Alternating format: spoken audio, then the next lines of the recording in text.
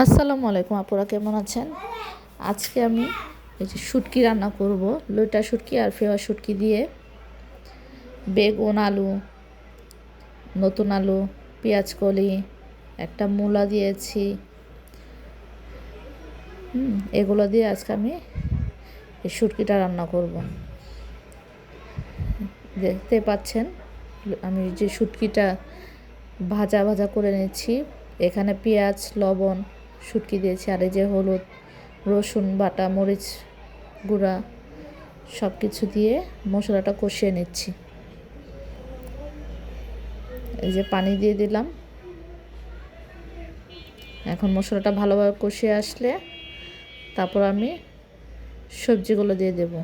এই যে দেখুন, মূলা, আলু কষিয়ে নেব। এখন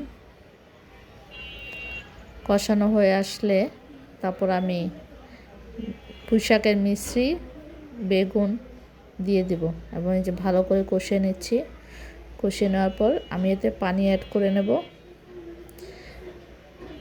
এই যে বেগুনটা দেখুন ছেড়ে দিলাম। এটা অবশ্য গাছের বেগুন, ছাদ বাগানো হয়েছে।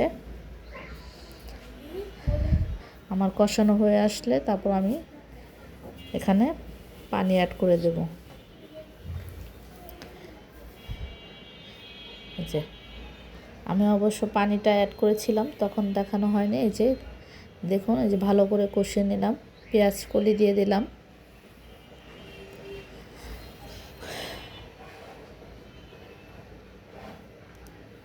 দেখতেই পাচ্ছেন সবজিগুলো কি সুন্দর মজে আসছে।